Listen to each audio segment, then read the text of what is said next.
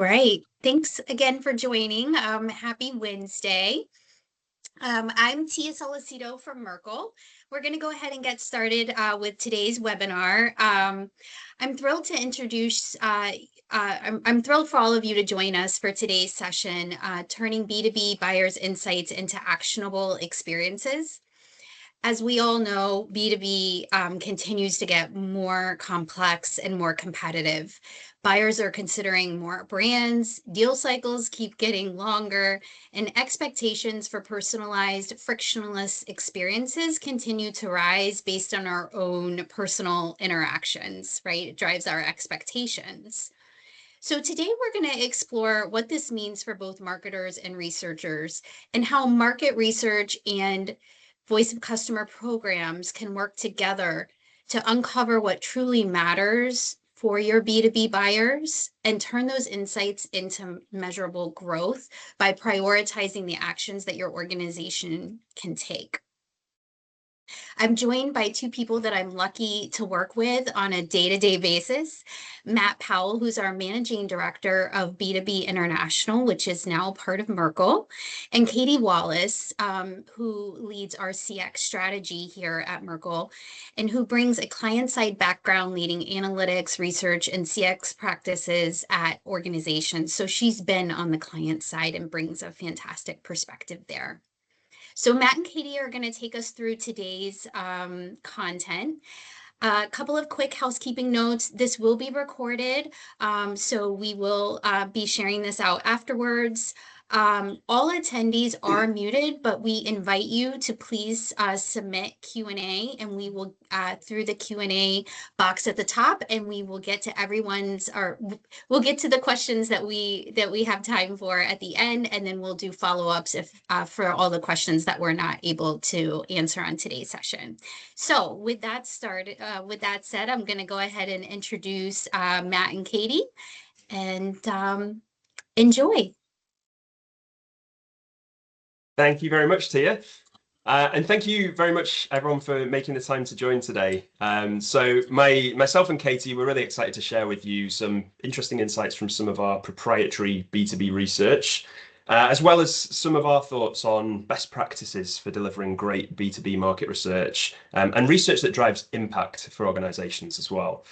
And then Katie's going to do a closer look into B2B VOC research and the kind of best practices that we see there. I'll draw your attention to the heading on this slide, the stakes have never been higher. The reason we say that, and as you go through this presentation, you'll see that B2B buyers are really crying out to be listened to be understood, and to have experiences that are tailored to their needs. And we think there's a huge opportunity here for the B2B companies that can really get things right and differentiate. And hopefully that'll become clearer as we go through this presentation. Very quickly, intros. My name's Matt. I lead B2B International here in North America. As Tia was saying, B2B International is a specialist B2B research practice that sits within Merkle. And a lot of the work that we do is custom primary research engagements for clients to help them understand things like how their B2B buyers are purchasing, their needs, how they're evolving, how we can design great experiences, how we can design brands that differentiate, and so on. I'll hand over to Katie to introduce herself. Hi, thanks, Matt. Thanks, Tia. I am Katie Wallace. I lead CX advisory. Really what we're focused on is how do you actually ensure that you're getting the right insights at the right time to really build relationships, build loyalty, and drive advocacy and growth. My background has been, as Tia mentioned, on the client side. So how do you drive these programs organizationally to where you're setting up not only the right insights and feedback capture, but really governance, data integration, and then how are you, positioning that and getting adoption across the organization to support your stakeholders. So and now we're talking about B2B and how do you actually do that in B2B? I'll tell you more later. But first, Matt. Excellent. Thanks, Katie.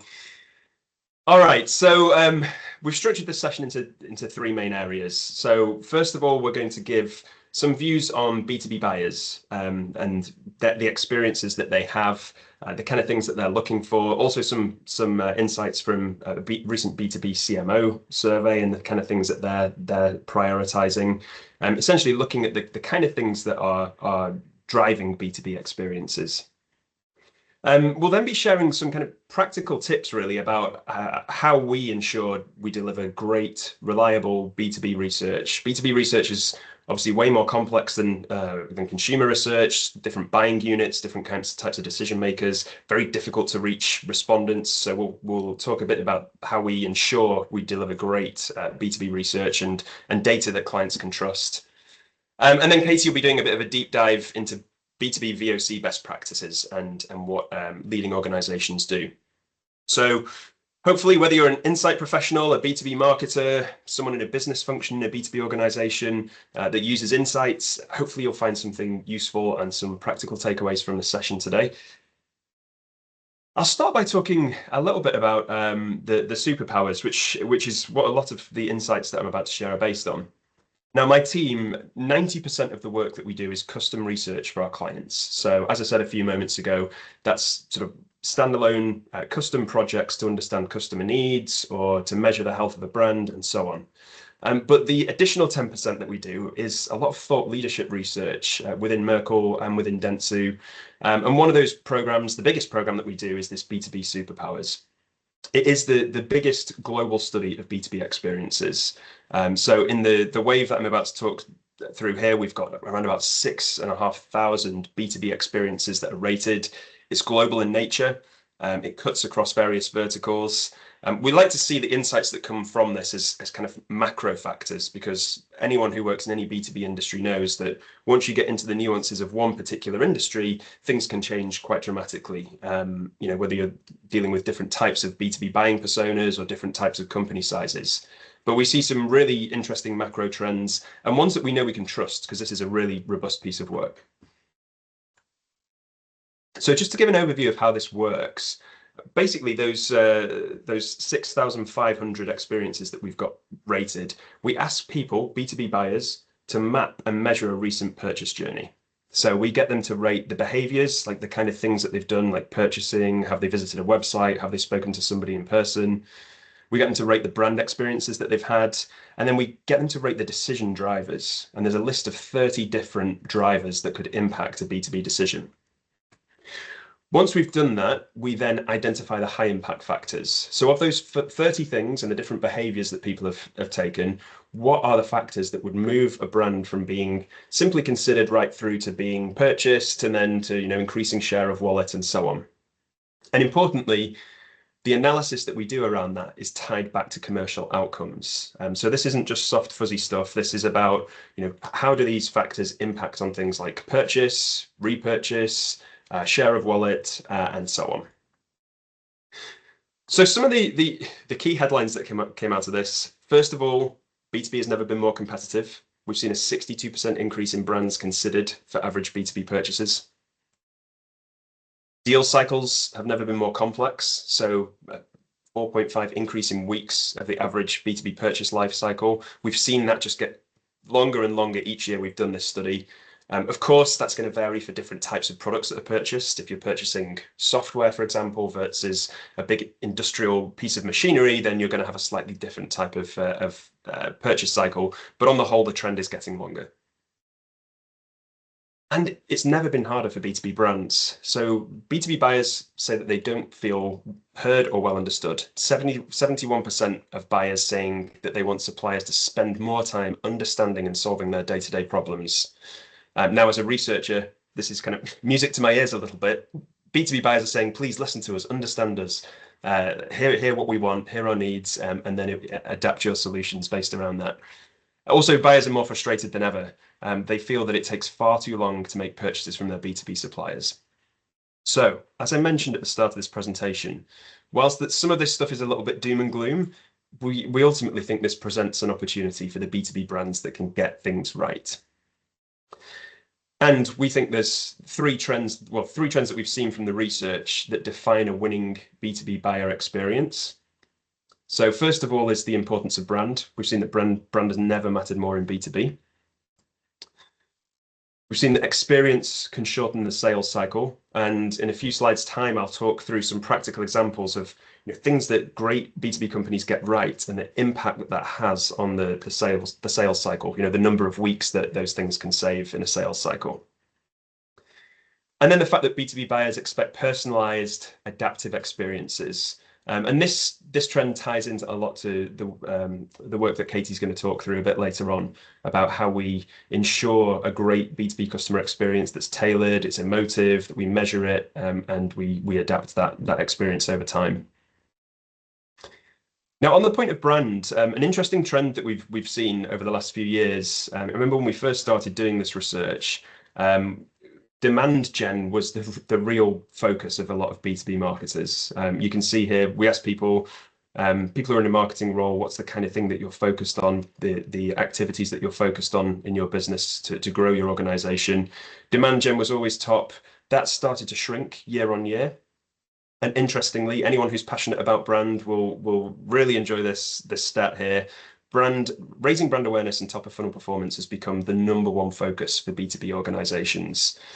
So a real positive shift for B2B brands. And it's not much of a surprise for anyone who's familiar with a lot of the research and narratives in the B2B marketing industry. The influence of lobbying from the B2B Institute at LinkedIn, the 95/5 rule from Ehrenberg Bass, and so on. It feels like that message is really landing. But that said, there's still a bit of a gap. And again, this goes back to this point of there being a lot of opportunity for B2B brands. There's a bit of a disconnect here when we look at the B2B marketers versus the buyers. So marketers rate their performance high. 71% of B2B marketers rate their performance as strong for communicating a distinct brand position or strong USP. So B2B marketers feel like doing a good job. However, when we speak to the B2B buyers, it's almost the opposite. So 68% of B2B buyers feel that B2B brands kind of feel the same or have similar messages. So again, it just shows this opportunity for brands that can just do something slightly differently to differentiate, or can align their experience with the needs of the B2B buyers slightly more. And one way in which we can do this, we've seen that buyers are craving expertise. So the third most impactful attribute out of that list of 30 is being seen as an active thought leader in my category. And interestingly, only around a quarter of B2B brands do that particularly well. And that's something that's decreased over the last few years as well. So something that's really important, we know it has a marked impact on whether a brand is chosen and considered, but not a lot of B2B brands are doing this well at the moment. And also, if you work for a B2B brand that is in any of these categories that I've just shown here, so accounting, legal services, banks, business energy suppliers, telecoms, these are verticals where brands score even lower in terms of their approach to thought leadership. So that's a real opportunity for differentiation there. If you're working in one of those verticals and you're able to position yourselves as the thought leader, that is a real opportunity. On the point of experience and the sales cycles, we've seen that buyer inertia is a big problem. It's something that's just getting more of a problem year on year. So there's just been an average increase in decision time of 54 days since 2021. And we know it has a marked impact on the economy as well. Each day of delayed B2B purchase decisions has a big impact monetarily on the economy. So anything we can do to that is obviously it is positive. And as I mentioned, we know that a great experience can shorten the sales cycle. And this next slide, we've got some real practical tips here. So what can we do to accelerate decision times? Well, we've got a number of different factors, and we've also got the impact that can have on the decision on the sales cycle. So the first one being where the initial interaction with the brand is strong and where essential credentials of the brand are quickly established. That can save 16 weeks on average on the sales cycle. Where peer recommendations and advocacy for the brand are strong, 11 weeks. We know, again, this ties to the work that Katie's going to talk through in a moment, the importance of customer experience, a voice of customer, making sure we're delivering a great experience, and we have advocates. That is the kind of thing that impacts that second point there. Where negotiating and contract process is streamlined, offering market-leading digital purchases, where there's a strong one-to-one human interaction with the brand. And I think those 2 points are very interesting. It's something that we see time and time again in B2B experiences, is that there's not a one-size-fits-all approach. Some people will want an excellent digital experience. Some people will want a human experience. Many B2B buyers want a blend of the two, and an experience that's consistent across that human interaction and the digital experience. And then finally, where a brand's engagement with the buyer's procurement function is strong, can have an impact as well. So hopefully some useful practical tips there of things that can have a tangible impact upon the sales cycle. And we know B2B CMOs are prioritizing customer insight as well. So there's a real demand for B2B research at the moment. When we look at these are the different sort of primary roles of the marketing function that we asked CMOs. Right at the top there is understanding consumers and market trends. So we know this is something that's a real priority for B2B CMOs. And when we ask them about the role of AI and how that's going to impact their organization over the next 12 months, we see the top thing here is intelligence for growth and personalization. So including sales, lead gen, and improved customer experiences. So seeing AI as a way in which it can unlock even more insights and learnings from customers. So with all of that in mind, there's this appetite from buyers for more to be listened, to be understood. There's a desire from B2B CMOs to be prioritizing gathering insight and building customer insight into how experiences are transformed. I wanted to give some pointers here and some guiding principles that we have at B2B International and within Merkle about delivering great B2B research. Now, of course, B2B is inherently complex, very different to consumer research, where we might just have one consumer buyer. In B2B, of course, there's multi-person decision-making units, always usually with people who have different hats on, different priorities, and someone in procurement, someone in finance, someone in products and technical, someone in leadership, much bigger purchase cycles as we've seen as well. So that obviously has an impact on the way in which we design studies, the way in which we reach people and deliver great research. And the industry at the moment is at an inflection point too. Anyone who has their head in the market research industry knows there's been a problem over the last few years with survey fraud from certain panels. So that's a challenge that the industry's had to be addressing. We also know, of course, the impact of AI and how that's going to transform the market research industry, the impact of the rise of things like synthetic data, synthetic profiles, and so on, the way in which tools can enable researchers to get from data to insights even quicker. So with all that transformation in mind, how does that adapt how we do research? Well, actually, there's been kind of 3 guiding principles that we've had at B2B International, which have steered all the work that we do. I've been with the company for almost 20 years now, and these 3 principles probably were exactly the same when we first started doing research, doing telephone interviews and paper surveys, right through to now when we're doing global online surveys, global telephone surveys, using synthetic profiles and research and so on. First of all is that we have to have completely reliable B2B data sources. So the areas of the sources that we get our B2B data and respondents from have to be completely reliable, whether that's a B2B specialist panel company, whether it's a contact list that we're provided, whether it's synthetic data that's created. We need to have complete confidence that we can make decisions off the back of that. We have to have the right tools and approaches for the right B2B audiences and insights. And what we mean by that is that even with the rise of synthetic data and synthetic research, there of course will be applications and audiences where that will be the right approach, but there will also always be applications where the right approach is to do 10 one-hour interviews with C-suite respondents, for example. And it's our role as researchers to help our clients navigate the right tools for the right audiences and right approaches. And then finally, and I guess most importantly, the insights that drive outcomes in the most useful way possible. So translating data into insights, into outcomes for our clients, that's always been a guiding principle of everything that we do, and something that will always remain important. And I'll talk a little bit more about that in a moment. First, I'd just like to do a bit of a deeper dive into that, ensuring reliable, quality B2B data. And 3 filters that we use in our team to make sure that when we do a research study, we have really reliable data.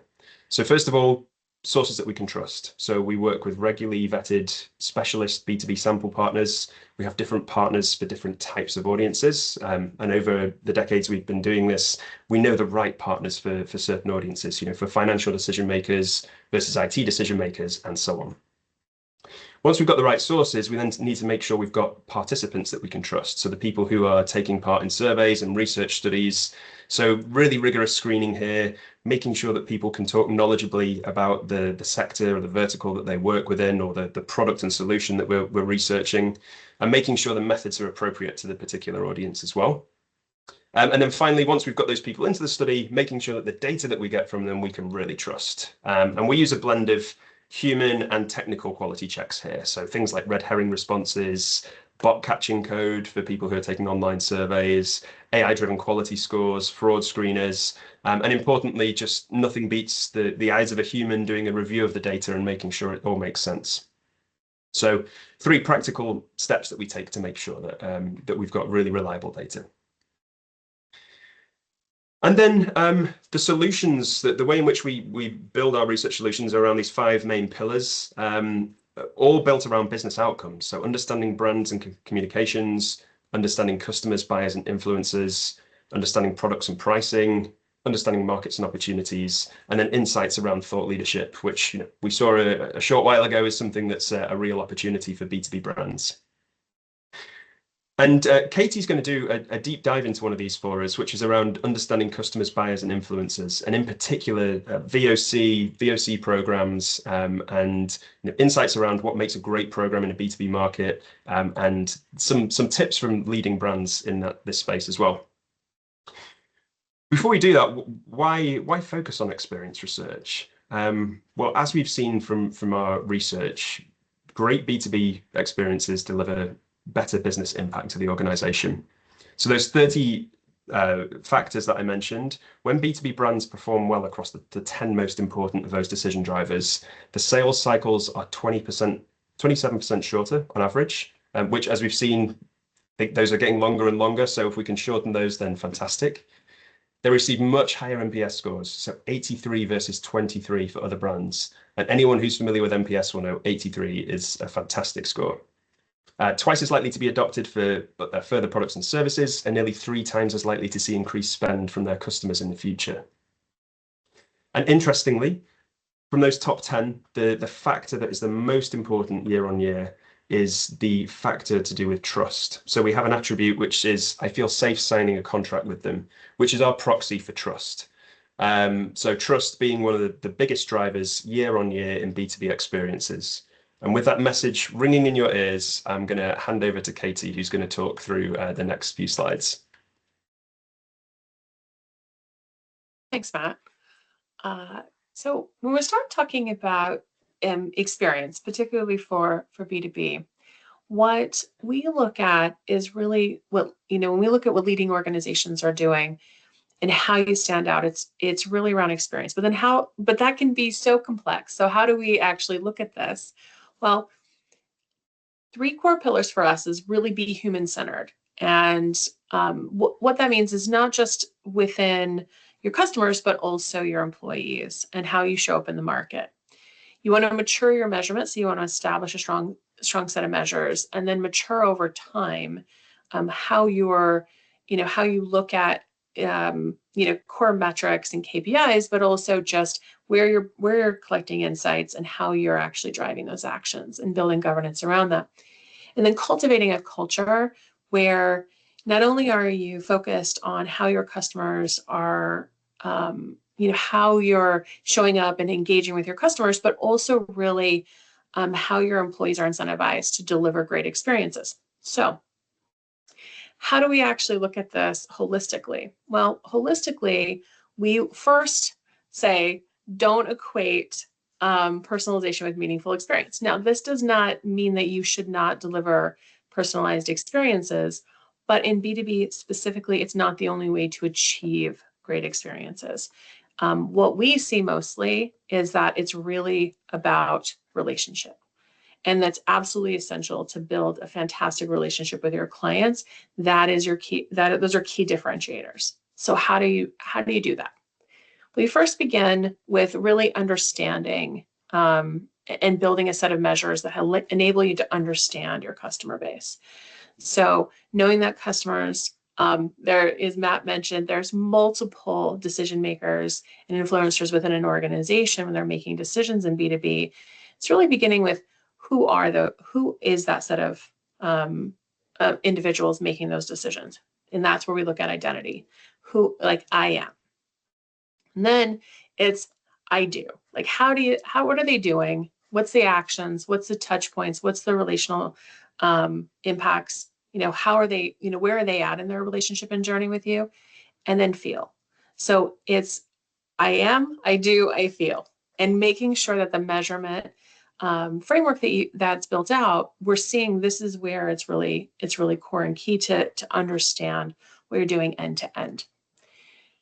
As we look at that, there's three key areas that for the measurement that we actually built in as well. So as Matt mentioned, trust is core. So really looking at those trust scores, building out an index that allows you to measure and not be overly reliant on necessarily one metric to understand trust, building in a number of areas where you look at trust. Effort and ease, we're B2B buyers may be making decisions within their particular parameters, but they're influenced by the many experiences that they personally engage in as well. And as we see this drive towards effortless experiences, this becomes crucial. And then really drilling down and knowing what matters to experience, really looking at those experience drivers and what's driving their engagement with you, their repurchase behavior, and their expansion. So I'm going to drill down a little further into how we measure trust. It's really focused on the relationship, establishing a set of core metrics, implementing health scoring to understand when there's risk and when there's great times to have, positive conversations and when to take a step back and listen for feedback.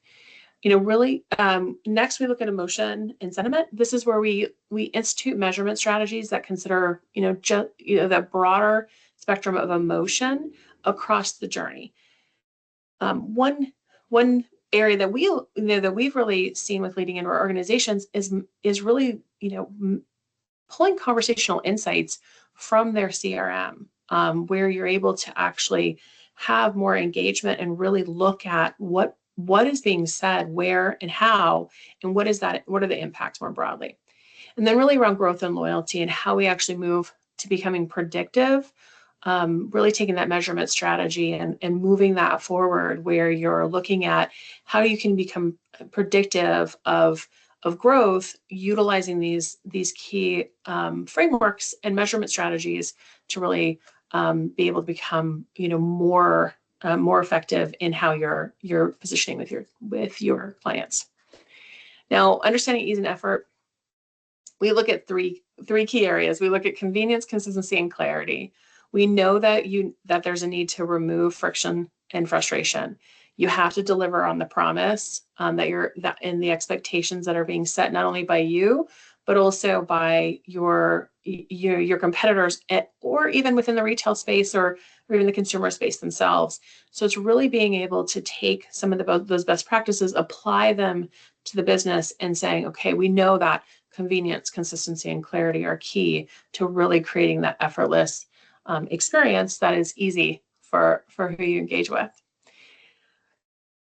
Beyond trust and effort needs, we also want to know that we also want to assess where what matters and when it matters. We know that there are broader impacts than just their engagement with you, and it's assessing just behaviors around decision making and just overall engagement. How we want to it's moved beyond, as Matt mentioned, as the market as this capability matures, we actually it's moving beyond what started out as paper surveys and polling to really how do you take in conversational data and unstructured and analyze that and really it's a gold mine to just be able to bring those insights out. We also look at external impacts. We know that there can be, macro socioeconomic impacts. There can be overall competitor. There's broader decision-making challenges that may be impacting just how they see what you're how they engage with what you're delivering and how they engage in your relationship. And then overall experience recovery. We do consider knowing what matters as part of experience measurement is being able to embed triggers to empower intervention. We look at this, to be fair, we don't expect this is going to be able to be stood up overnight. You may be at different parts of your journey about different levels of measurement, different types of measures that you're bringing in. But really, we look at this across a maturity scale. So when we look at the maturity, we have a maturity model that we look at across different parts of where you would be in your journey, and also really assess overall what, where you are today, where you want to go, and how we move you along that scale. And this is what we're working on with leading organizations. So, circling back, it's really around winning with experience, and really focused on being human-centered, making sure that we're bringing in that emotion, that sentiment, and really, looking at that, what your employees are doing, are they empowered, and building with empathy. As I mentioned, really maturing that measurements. Where are you starting today? Even making small changes can have huge impacts. And then cultivating that culture where you're focused on aligning the brand values and embedding that customer focus, so you can really drive demonstrable change that'll have the real impact to your growth, your forecasting, and your overall revenue. So to wrap up, where all the information we shared today, Matt, I'd like to invite you back to wrap us up. Excellent. Thanks very much, Katie. Okay, so to wrap up, I guess the key thing that one of the key things I mentioned at the very beginning is just that B2B has never been more competitive, and the job to win with B2B customers has never been harder. But as we've seen as we've gone through this, we know the impact of a great experience, and we know the importance of good quality B2B research and driving these experiences. We've seen B2B buyers crying out that they want to be understood and heard more. We've seen that CMOs have a priority to drive more customer intelligence into the work that they're doing.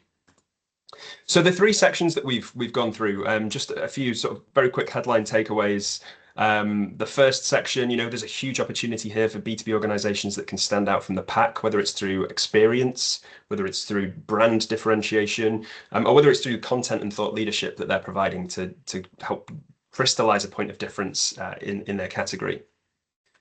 On the point of delivering reliable and impactful research, we've seen that the tools that are at our fingertips are evolving, but the core tenets of great research still remain the same. So reliable B2B data sources, custom approaches for different audiences, and tailoring the approach to the audience and the problem that we have, and then insights that importantly drive outcomes for the organization. And then, as Katie's just talked through, the focus on relational measures when measuring VOC and B2B, and maturing VOC programs by focusing on trust, culture, and technology. So hopefully there's been some useful insights here that have sparked some thoughts, that there's been some practical tips that you can take and apply back to your business. If anyone's looking to dive deeper into the data, actually we've got the latest wave of the superpowers launching this week, I believe. So more insights to come around B2B experiences, and more data around B2B CMOs needs and requirements, which will be launching in Q1 26. So if anyone would like to dive deeper into that, please feel free to reach out. And with that, I believe, Tia, we can move to Q&A. Yes, so we've got a number of questions that have come through. We'll try to get through them, but I want to get everyone on their way by 12:45 so that everyone has time to transition. So let's start out with the first one. So Matt and Katie, one question that came in is really understanding what patterns you're seeing among like leaders within the B2B space versus laggards when it comes to both VOC and insights maturity. Do you want to take that first, Katie, or do you want me to? I can kick off. So what we're seeing is, especially in the insight measurement and overall maturity, is starting, really refining that a relational based survey that you send out on a regular basis, expanding it outside of maybe one or two core metrics to really drive that and focus, away from lagging indicators to leading indicators, which ease, effort, and key drivers are core to that. And then really bringing in those conversational text-based insights.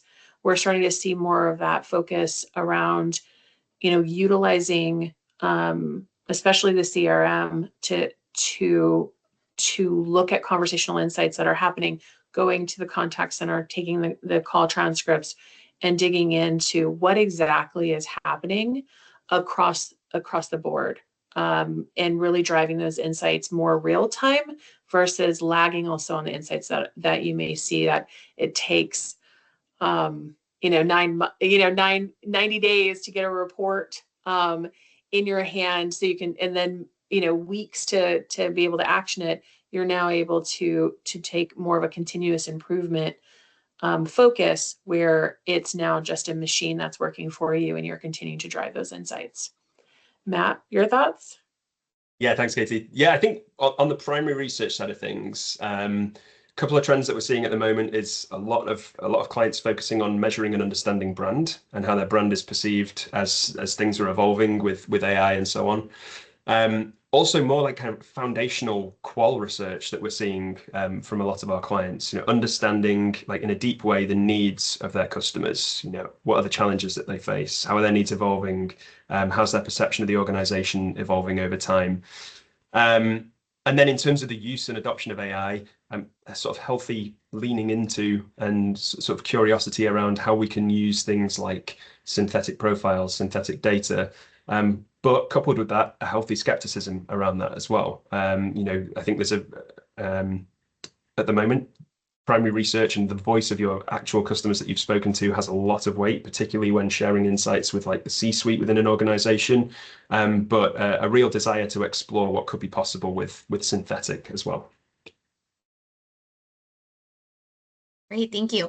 All right, so another question. Someone is wondering, so thinking about like a quick win, what is a quick win you'd recommend for a company that wants to mature its B2B Insights program, but doesn't either have, may have budget constraints or a long timeline? Yeah, I can take that one first if you like, Katie. So again, if it's an organization that has limited budget and limited timeline and really wants like a big bang for their buck for B2B research, often just doing 10, 15 in-depth interviews with some of your key customers, or a mix of your key customers and prospects, can deliver a huge amount of insights. Because in a 30-minute or even a 60-minute conversation, you can get insights around the challenges that company's facing, insights around the buying unit and the different people that they're involved, the needs that they have, like the information gaps that they have. You can get insights around the category, the competitive set, needs around new products and features and solutions. So if there's an organization that's looking for a real quick win that's relatively low cost, I think that can deliver a huge amount of insights. Katie? I agree. I think that's a very quick turnaround. I would say, to be able to build, I'm very focused on continuous improvement, continuous insight. So what Matt was saying, establishing that, starting there, but really growing that into a customer advisory board and really having this ongoing group that you may change out on an annual basis, just so you have fresh insights coming in. But you build this customer advisory board that's able to represent your broader audiences. So you don't want to over-index on one, but that you build this to where you can do this regularly and consistently. And we've helped organizations do that. If you want fast turnaround insights, especially on product, services, the market, and there's a number of ways that you can leverage them. So like I said, exactly what Matt's doing, but build it to last and and continuously grab, you're continuously able to gather insights from them. All right. So I think we have time for one more question. For teams that are under pressure to show ROI, right? Who isn't? Where have you seen market research and VOC make the biggest impact? And I don't know if, yeah. Do you want to start? I can start on this one. I can take this one first. There's a couple core areas that you want to look at. Is really for VOC, it's finding those key drivers that help you, either bring in a new set of customers that you're not currently serving, so an underserved market. You have maybe there are key areas where if you changed a few experiences, there would expand the revenue that they're spending with you. Like what are they spending, and why are they only spending a certain money? Is there more of that pie that you can capture? And then the third area that we look at is there areas where you can really reduce your cost to serve? So is there inefficiencies within processes, programs, in delivery that you can streamline and improve? So what we're looking at there too is how do you actually impact that cost to serve as well. So not just grow revenue, but also look at the overall revenue, the overall impact to the business. Matt? Yeah, great point, Katie. I think it's one of those questions, Tia, where it's like the answer is it depends, which I know is a bit of a bad answer. But as an example, in brand research, we could work with two clients that have very, very different brand funnels when you look at them. One could be a legacy brand with really, really high awareness, but they've got like quite a poor perception over time. So that awareness doesn't really convert into consideration and usage. Or you could have a challenger brand where they've got a really narrow funnel because not everybody is aware of them yet, but they have a really strong pull through. So in that kind of instance, the ROI there could come from where that brand focuses on the funnel. We could work with that legacy brand to help them sharpen up their perception over time, and that could have a marked impact ROI wise in terms of conversion. It could be that with that small challenger brand, that it identifies media tactics that the media teams can then implement to help that brand grow. So it kind of depends on where the organization is in their life cycle and the type of research that we're doing. But yeah, brand is something that, particularly with B2B International being part of Merkle and Dentsu, it's one of those types of research where we can drive real outcomes because that research can filter straight into creative media planning and so on. So yeah, it depends, but hopefully there's a couple of good examples. Yeah, absolutely. I think it makes sense. So that concludes today's session. Thank you so much for joining. We appreciate it. If we didn't get to your question, for the questions we didn't get to, we'll follow up with you separately. And like I said, it has been recorded, so you'll get a copy of this as well. Hope you all have a great rest of the week. Thank you, Matt and Katie. And we hope to see you at our next session. Thanks, everyone.